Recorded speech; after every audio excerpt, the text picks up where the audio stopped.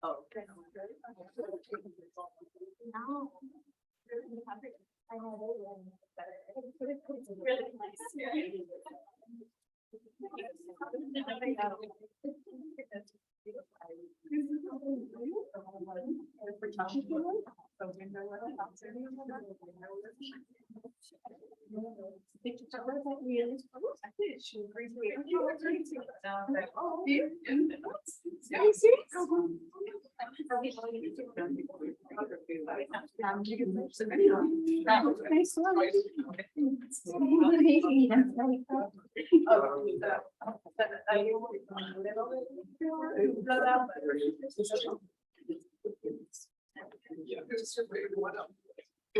There's this resource.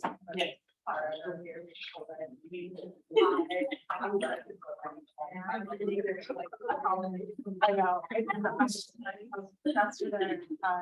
Yes.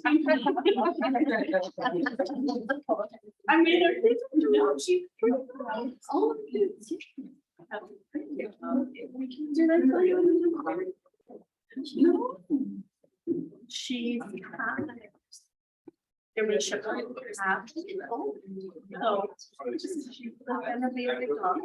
He got her when she was 7 weeks old. Already the size of her. 7 weeks. She is.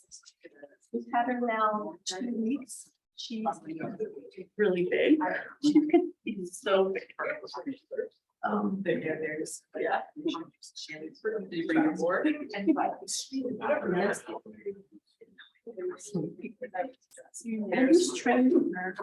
training her.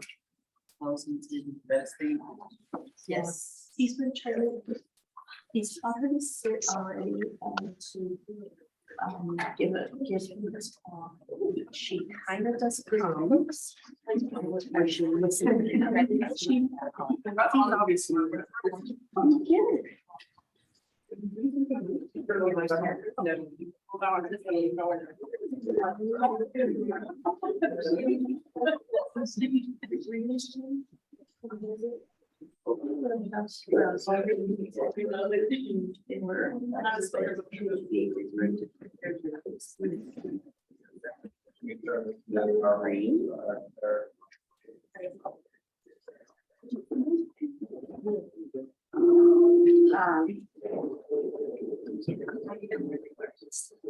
Right here.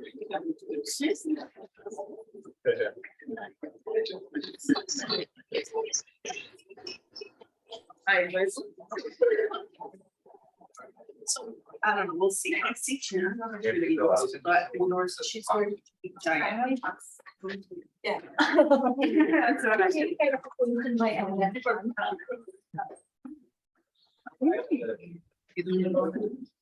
Well, right now he was out in his room locally. And I got a number. Yeah.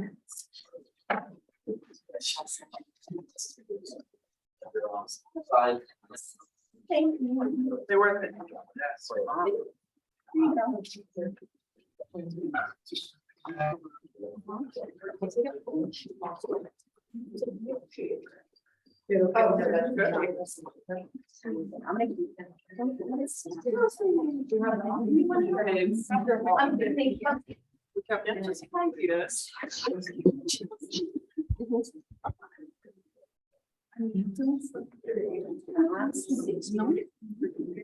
Yeah.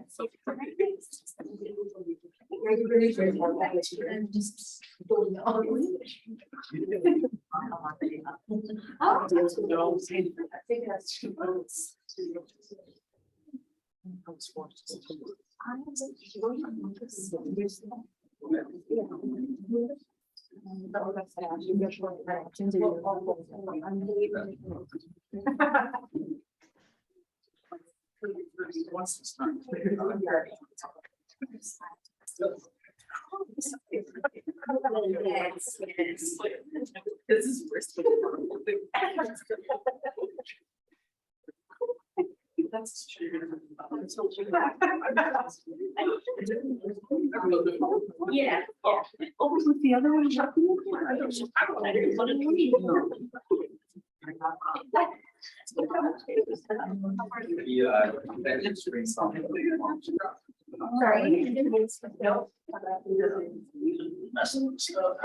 Yeah.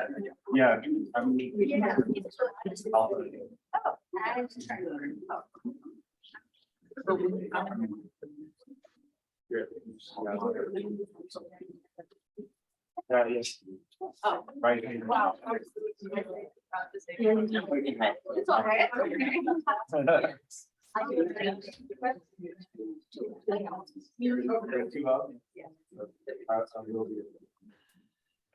Yeah.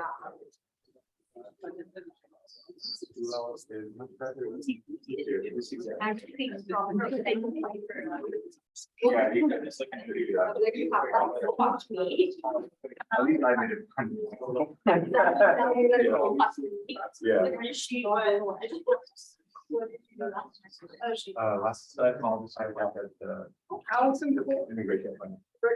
No, like weird. Only from like no experience. Like reading clinic. Yeah.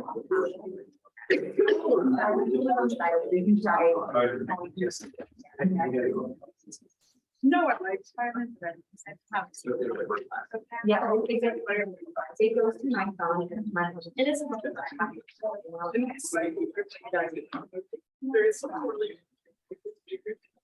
It's calling. Okay, well, Right.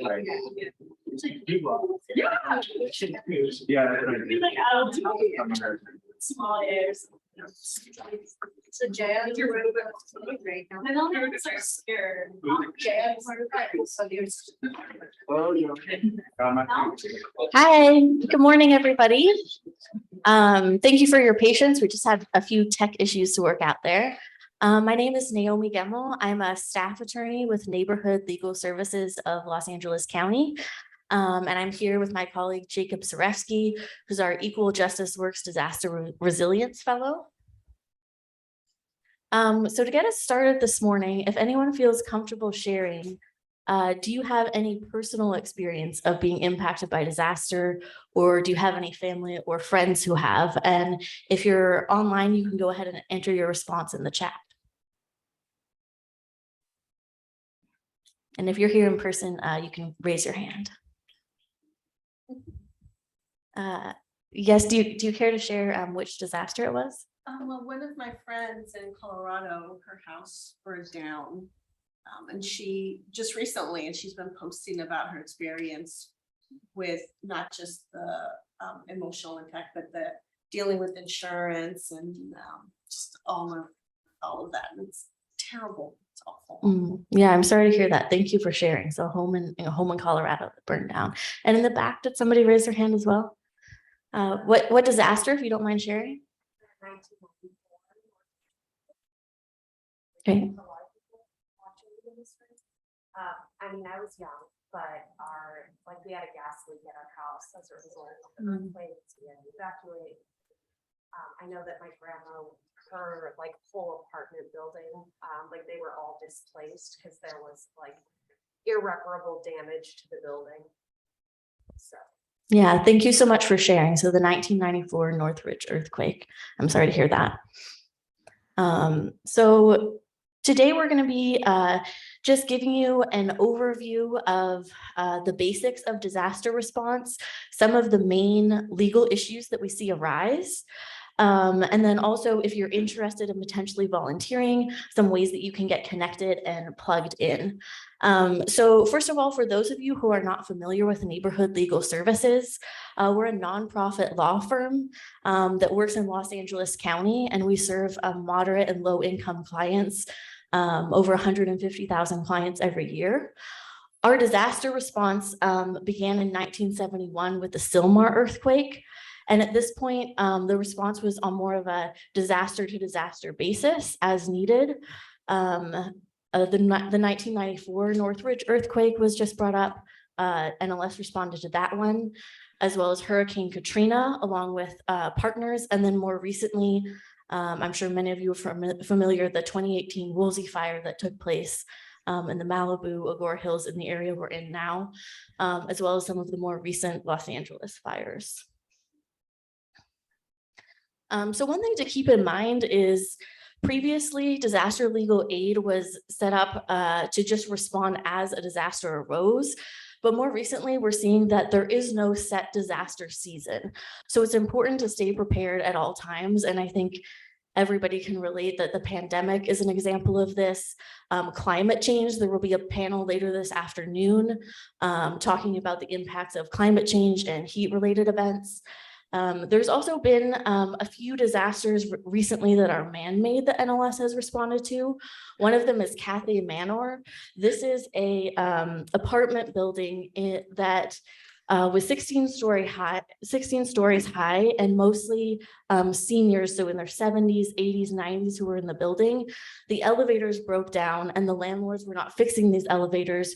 So people were essentially trapped inside of their units. They weren't able to get groceries. They weren't able to do their laundry. So NLS, collaborating with partners, responded to that. And then also the Los Angeles Police Department fireworks explosion. This was an incident in a South LA neighborhood that was really sad, where police confiscated illegal fireworks. They set them off in a truck, and unfortunately, they didn't calculate the weight correctly. So they ended up injuring many people. A lot of people in the neighborhood were displaced. Then when they went to file complaints with the city, it was a Spanish-speaking neighborhood, and the form that was provided was in English. So again, NLS, along with partners, Pro Bono attorneys, the Emergency Network of Los Angeles, responded to this incident. So this is just to illustrate how important it is to be consistent with, if you're interested in volunteering, it doesn't have to be just once a disaster hits. You can stay connected, start getting trained and prepared, because these types of things can arise at any time. And as I mentioned, with the history of disaster response, previously it was more on a disaster by disaster basis. More recently, there's been a more organized effort to be prepared and to focus on the preparation side. So in Southern California, about 3 years ago, the regional collaboration was formed of legal aids, law firms, law students, to address preparedness for disaster response. And that SoCal regional collaboration has joined forces with the Disaster Legal Assistance Collaborative in NorCal to form actually a statewide collaboration. And as Tila mentioned earlier, there's a hotline that people can call into. There's also California Free Legal Answers. So people who have low income, who have a disaster related question, can write in and they can get a free response from an attorney. So this is a more organized approach that we're seeing, and DLAC is an organization that you can get connected and plugged into if you're interested in potentially volunteering.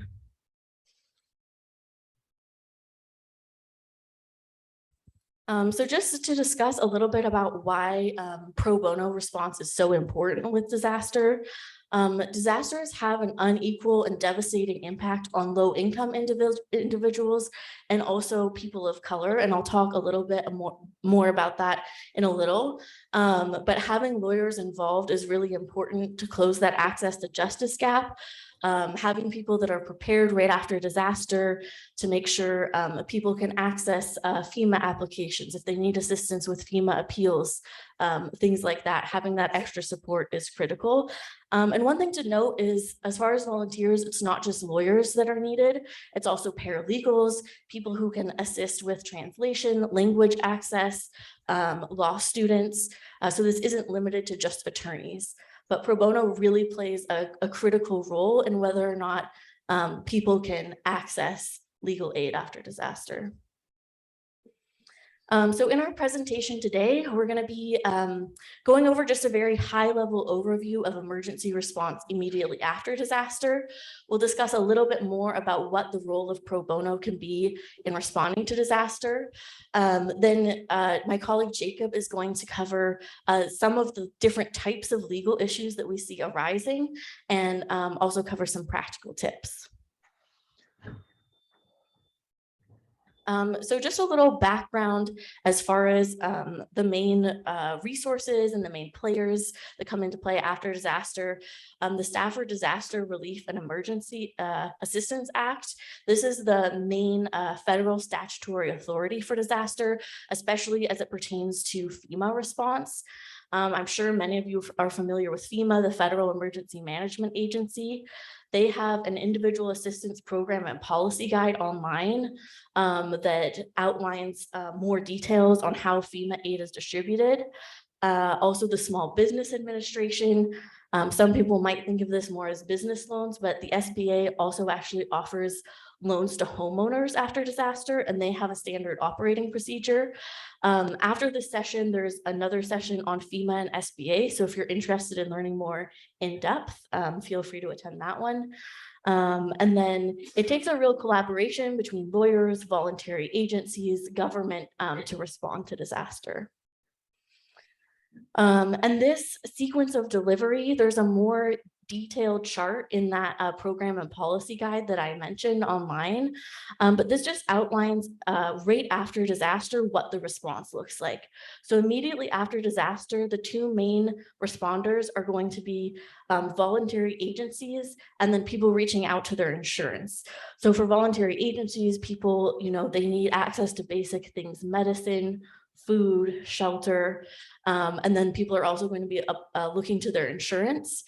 And if it's a major disaster, then federal assistance may be available. And at that point, that's when FEMA and the SBA would come into play. After FEMA and SBA assistance is distributed, if people still have unmet needs, they can then return to voluntary agencies. So immediately after disaster, one important thing to note is individuals who are undocumented can get emergency help, and they should not be asked about their immigration status. So these local assistance centers that are set up after disaster, everybody should feel like they can come for assistance and be safe.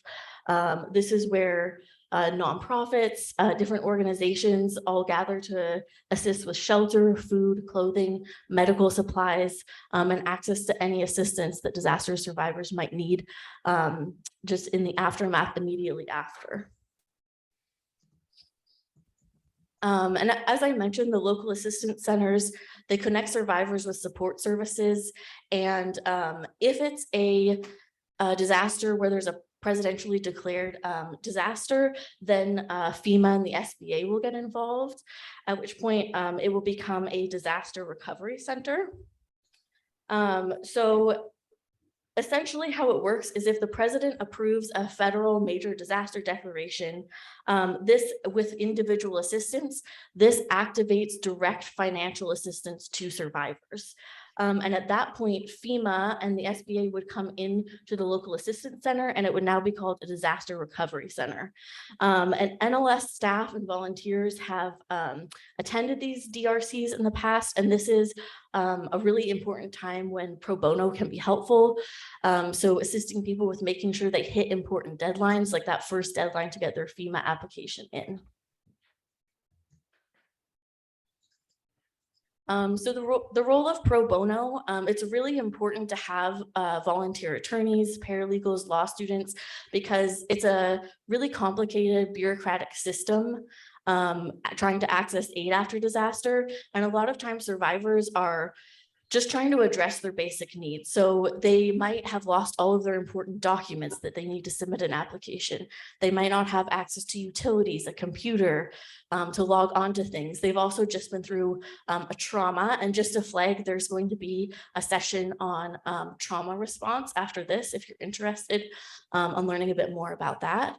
And another important thing to note is that people of color and individuals with low income have historically received less FEMA benefits. So this is really an area where lawyers and paralegals coming in to help can help close that access to justice gap. And just to go a little bit more in depth on that, in FEMA, in November of 2020, the FEMA National Advisory Council actually concluded that FEMA wasn't meeting its equity requirements under the Stafford Act and needed to take steps to improve. There's also been several academic studies that just highlight the inequity that currently exists. So for example, one study showed that the more aid an area receives from FEMA, the more inequality actually grows in that area. And there was another study that showed that counties with a significant amount of people of color often receive less money from FEMA than significantly white counties. So this is an area where a lot of work needs to be done. And where lawyers can really step in and help to make a difference. So just to highlight a few of the main areas where pro bono can get involved. Disaster relief hotline, we mentioned that DLAC has a disaster relief hotline up and running. This is an area where we need volunteers, people to staff that hotline. Also for the free legal answers, you don't have to have expertise in a certain area because you can volunteer, draft the response, and then an attorney with that expertise will review the answer. Legal assistance and representation. Jacob will talk to you in a minute more about the different types of legal issues that arise, but there's all different types of legal issues that pop up after a disaster. So for example, at NLS, after the Woolsey fire, we had one survivor who her home burned down. She hired a contractor and was essentially scammed. This contractor did a terrible job. She was left with mold, all of these rats in her mobile home, all of these issues, and the contractor just disappeared. And so we assisted her with filing a complaint with the contractor's state license board. Another example of the type of question people might have are tenants. If their apartment has been damaged, but it's still somewhat livable, do they have to keep paying rent? So these are the types of legal questions that might pop up that people need assistance with. And then we can always use support with research and drafting, community outreach and materials. This is a great place to assist if you can assist with interpretation and also legal clinics. So with that, I'll pass it off to Jacob, and he's going to tell you a little bit more about the different types of legal issues that arise. Thank you, Naomi. Good morning, everyone. My name is Jacob Zareski, and I'm the Equal Justice Works Disaster Resilience Fellow at Neighborhood Legal Services. Today, I'll be discussing the waves of legal issues and potential legal issues that may arise to survivors following a disaster. Before I get started, I'd like to get a little better sense of our audience members. So I know that the vast majority of you, or should I say the majority of you, are attending remotely. So if you don't mind writing your answers in the chat, those of you in person can just raise your hand. How many of you in the room are law students? Okay. And how many of you are paralegals? How many of you are attorneys? And how many of you are other or a job, work in a capacity that I did not mention?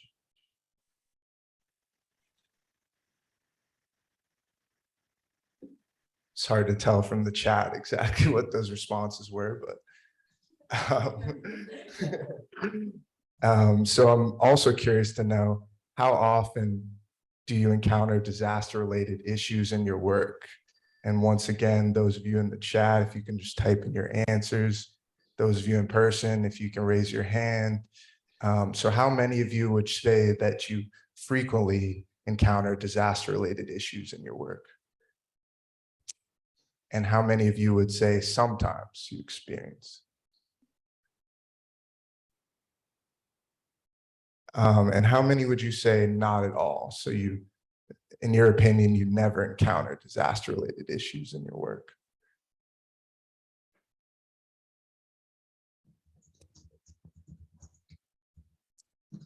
Okay, it looks like we're all over the spectrum, but a lot of you did write that you believe you have no experience with disaster-related work. And as Naomi mentioned, the definition for disaster has expanded and it's continuing to expand. So although that question seems very simple, it's become more complicated. And unfortunately, I anticipate that all of you will encounter more disaster-related work in your work in the future. So that's something to look forward to in the future. So today I'll be answering what legal issues may arise in a disaster.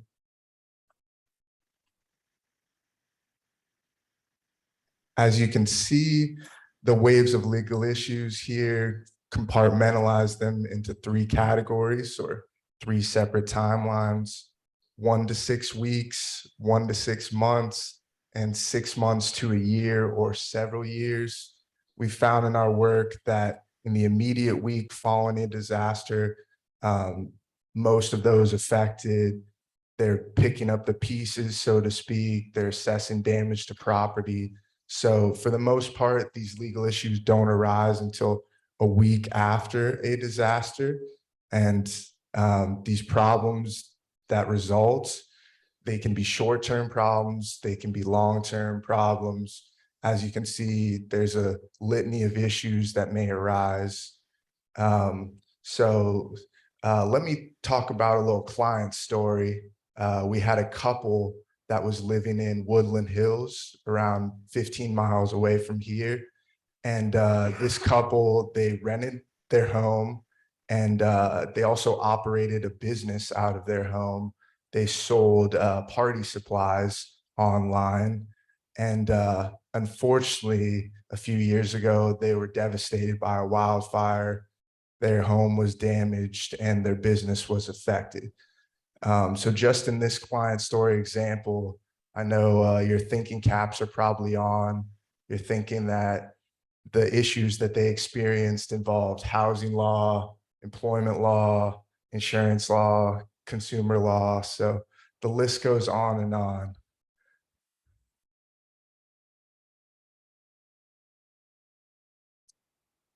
So 1 to 6 weeks after a disaster. This is probably the most critical time and when the most legal issues do arise to survivors.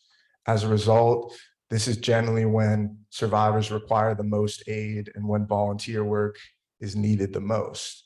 For the most part, this is because this is when all of the government assistance deadlines are. So as Naomi mentioned, that's FEMA, the Federal Emergency Management Agency, and SBA, the Small Business Administration. So those applying for FEMA assistance and those businesses applying for SBA loans, those generally fall in the category of 1 to 6 weeks.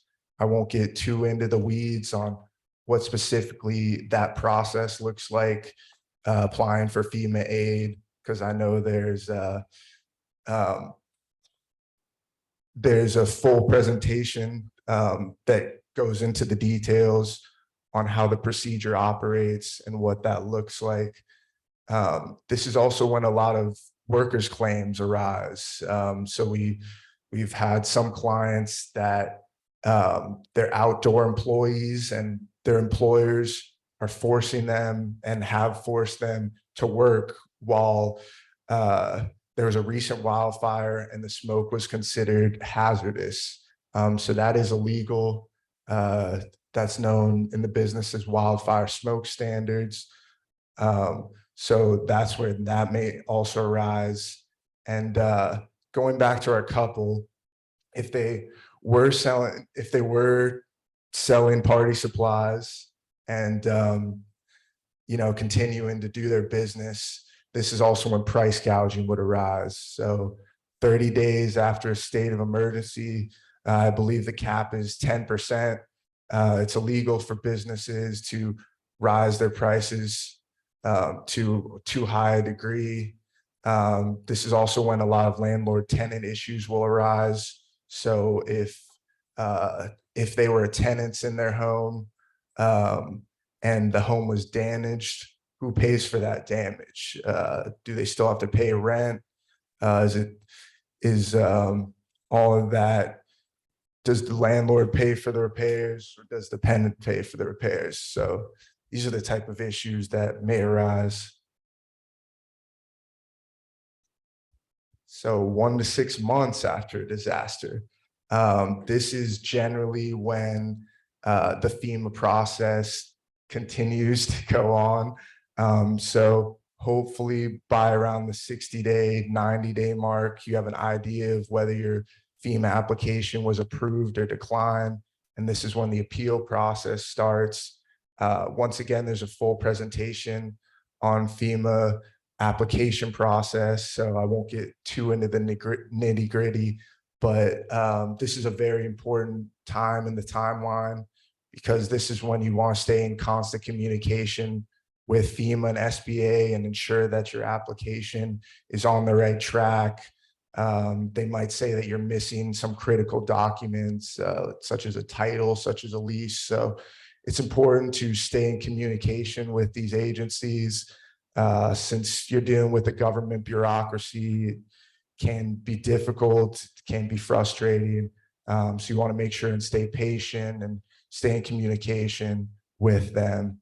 And going back to our couple, if they had lived in a mobile home, this is generally the point when their legal issues would arise. Issues such as temporary use permits and debris removal. We found that mobile home residents, the same issues that traditional homes experience, the mobile home timeline is a little later in our experience. And this is when a lot of contractor disputes also arise. So if our couple owned a home instead of renting it and they were trying to rebuild, do they have to pay for the contractor out of pocket? Or do they get FEMA assistance? Are they reimbursed later? So these are when those questions usually arise. 6 months to a year or several years after a disaster. So you may believe that, some disasters such as an earthquake, they can last 30 minutes. But unfortunately, the results can last over a year and even more than a year.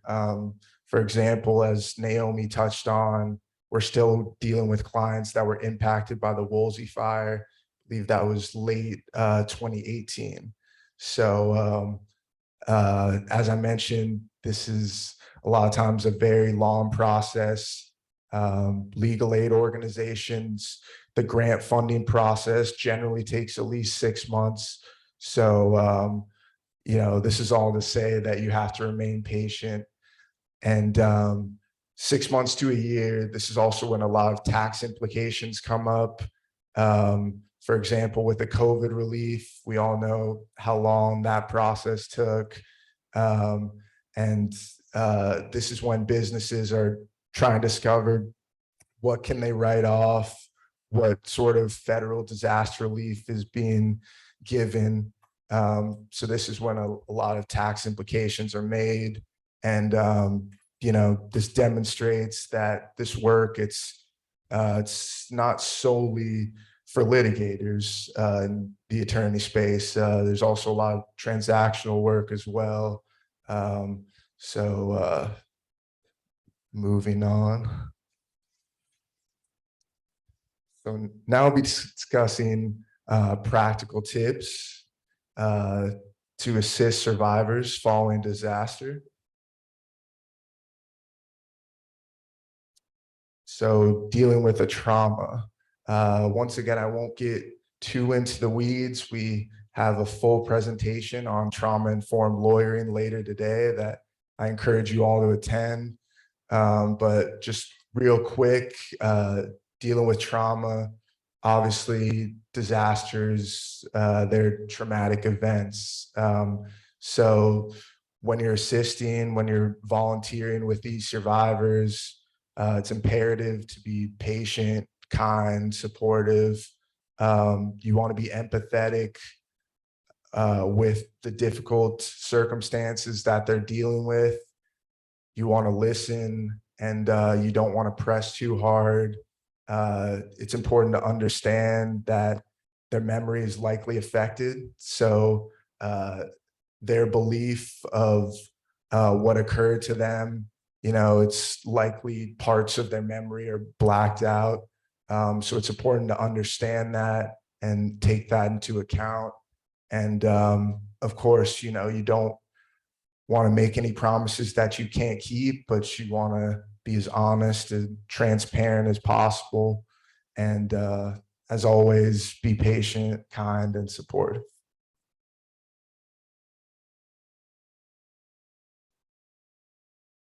Here are some quick tips for FEMA applicants. It's important to know that FEMA aid is tax-free, so it's exempt from garnishment. It's also important to know that you want to only spend on designated items. So don't spend your FEMA aid on a Ferrari if you didn't have it before and it wasn't damaged.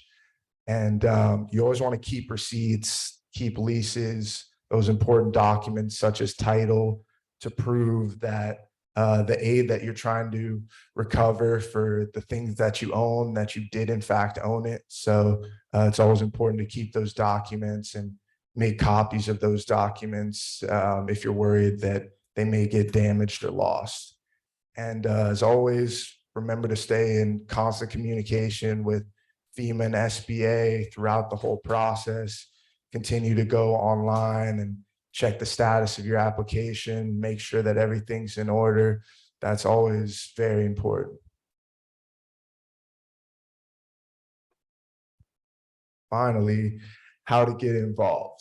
So most importantly, you do not need legal expertise to volunteer. There's always room to get involved. As Naomi touched on, you can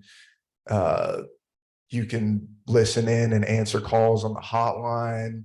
You can staff disaster recovery centers. So you do not need a law degree to do this volunteer work. And as always, as many hands on deck as possible, is the more the merrier, as they say. And finally, stay prepared.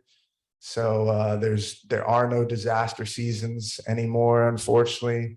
They may occur year round. So it's always important to stay prepared, expect the unexpected, and remain vigilant, because we do not know when the next big one will hit. So I encourage you all to get more involved. And if you're interested in getting more specific details on any of what I've touched on today, reach out to Neighborhood Legal Services. We have a lot of resources online, trainings on PBI, PBTI. So there are a lot of online trainings that if you're looking for more specific answers and more specific procedures, we can guide you to them, and we're enthusiastic to do so. Any questions?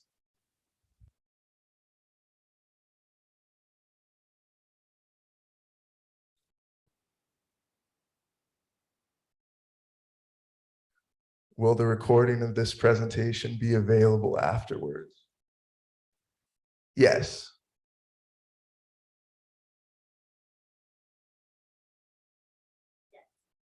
It seems like a lot of what you're talking about, it's important for us that, legal community be prepared. But it also seems like there's a lot that community members and people who are impacted by disasters need to do to also be prepared, such as making electronic copies of leases, quieting title if that's an issue. And I was just wondering what is happening to inform people of these steps that they can take beforehand, and what we can do also to make sure that people know that those steps need to be taken. Yeah, that's a great question. Thank you. So for those of you who are online, she just asked about preparedness for community members.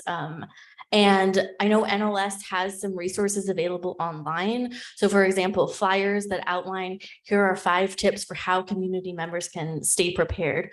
So if you have clients, even if they're, you're assisting them with a different legal issue, you might want to bring up to them, hey, you live in an area where wildfires have been, happening recently. Here are some things you can do. You can make copies of important documents, things like that. And I know also there are at times clinics or different outreach events that are offered to community members as well. Jacob, I don't know if you wanted to add anything.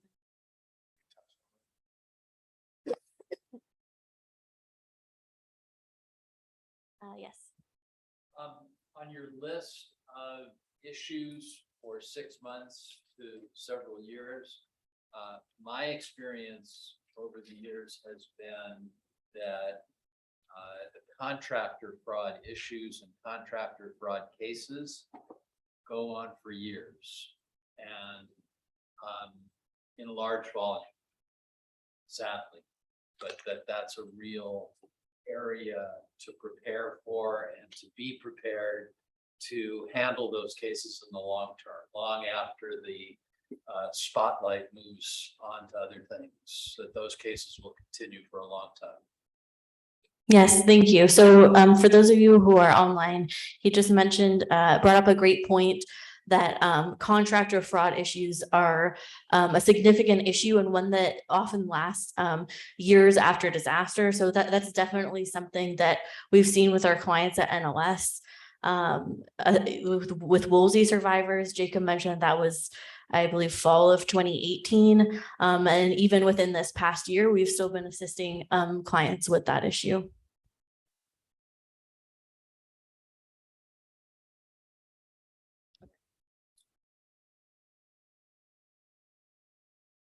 Maybe this is a question for the FEMA training, but wondering how is FEMA set up to address multiple and simultaneous disasters in the country so that there isn't a delay in each disaster area?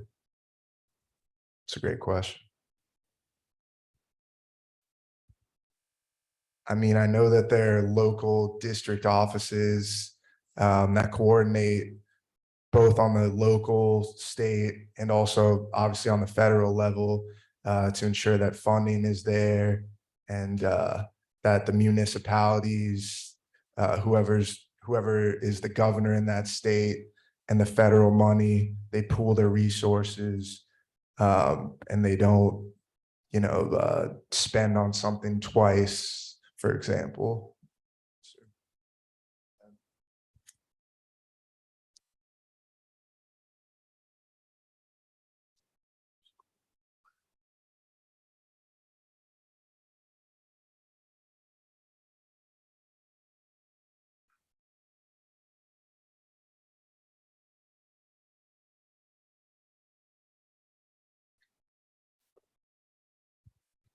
You have one?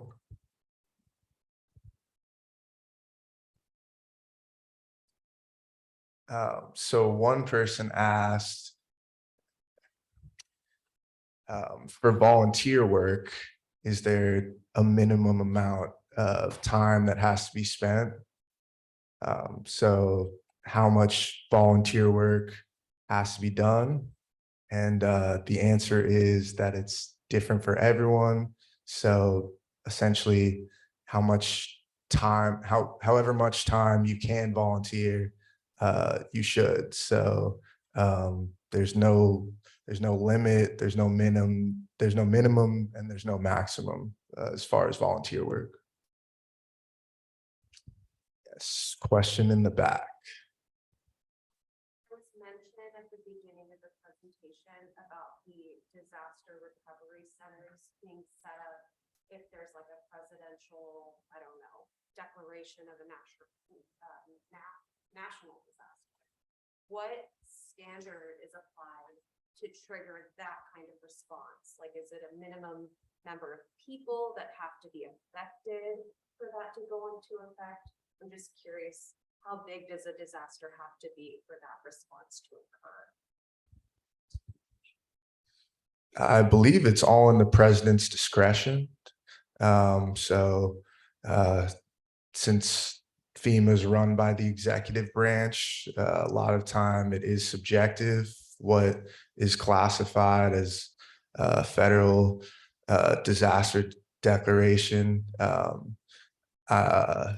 So yeah, that's generally why a lot of times a disaster hits and there's this period where it hasn't been labeled a major disaster yet. I think the ongoing wildfires in New Mexico are an example of that. I believe they were just declared a disaster, even though they were going on for like 3 weeks or a month before. A lot of times receiving that aid, it can take a while, unfortunately, and cities and states sort of have to make up the time either through their own funding or through other resources.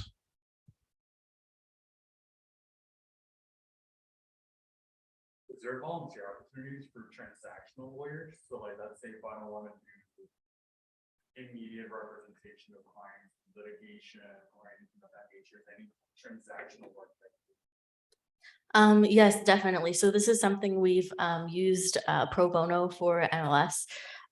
So for example, land use issues. We've had situations where people are trying to, for example, rebuild a home and they're running into permitting issues. So there's lots of things that can pop up where someone might just need counsel and advice or a little bit of advocacy further out from the disaster, where transactional lawyers definitely are helpful.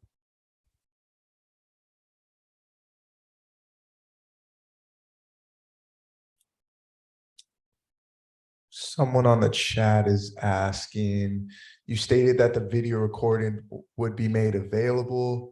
Where can we access it? Also, can we receive a copy of the PowerPoint presentation?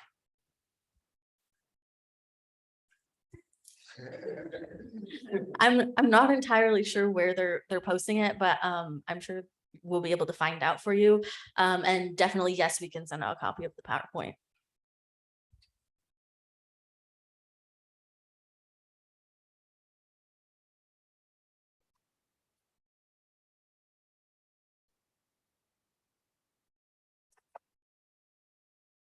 Well, if there's no more questions, thank you so much, everybody, for your time. And I definitely encourage you to sign up to volunteer if you are interested. Thank you.